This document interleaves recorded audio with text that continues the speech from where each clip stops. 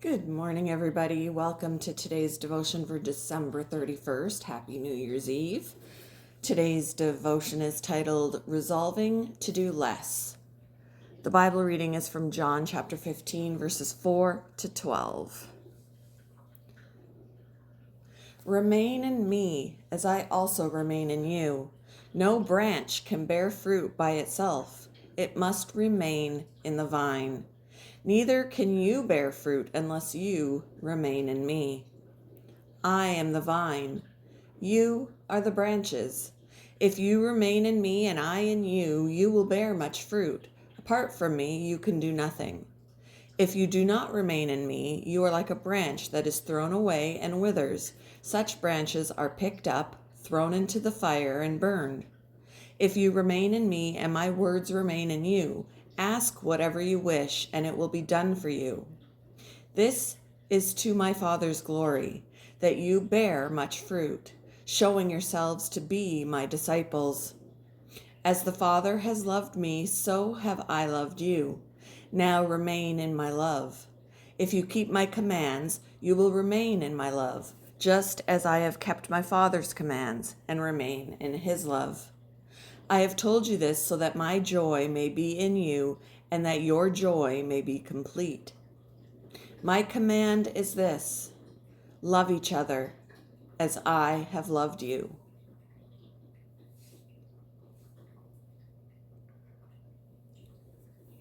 When we think about New Year's resolutions, what probably comes to mind is a list of lofty ambitions we rarely achieve.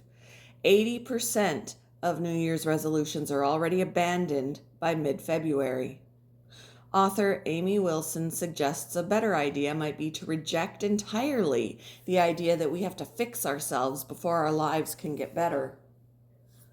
Wilson suggests that instead of adding commitments, we see the new year as an opportunity to do less, to finally start saying no to some of the oversized and ongoing commitments that take our time and energy without giving us much in return. In a world of constant pressure to do and be more, it can be easy to miss the radically different rhythm of life Jesus invited his disciples into, one of abiding in him. In John chapter 15, Jesus described himself as the true vine and his disciples as the branches. Excuse me. Vine branches don't grow through working harder, but through the nourishment received from the vine. So too, the growth we long for can only be experienced when we let go of self-reliance in exchange for resting in and finding nourishment in Christ. For apart from him, you can do nothing.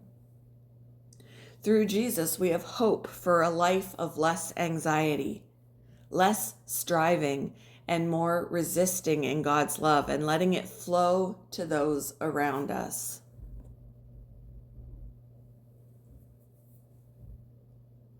What might God be leading you to say? Let me ask that again. What might God be leading you to say no to this year? In what areas of your life might God be inviting you to greater surrender? I also wanted to add something that the pastor of my church had mentioned one Sunday, because the vine and the branches had come up.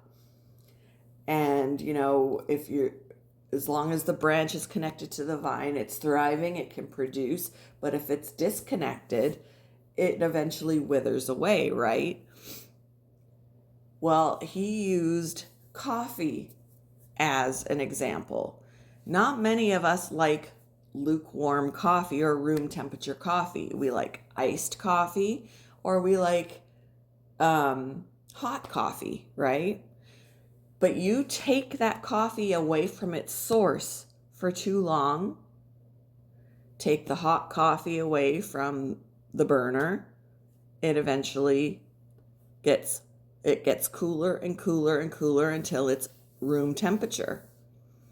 You take the ice from the iced coffee away from the freezer, it starts to melt and the coffee gets warmer than the iced temperature. You take the product away from its source, and over time, it becomes lukewarm. This is the way we become when we are not connected to Jesus.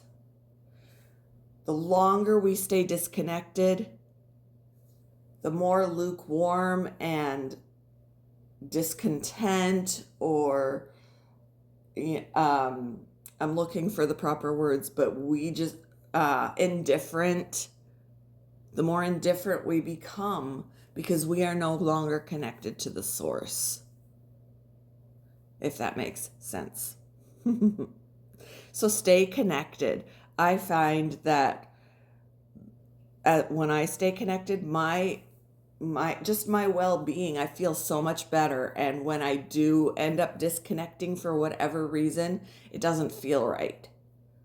And it forces me or encourages me to connect again right away, to stay connected to the source, because I notice a difference in myself when I am not connected. Anyhow, hope you all have a very happy new year. I cannot believe we're going into the year 2026. I hope God blesses you in many ways this year. And yeah, just stay connected. Stay connected. Hope you all have a wonderful day, and I will talk with you next time.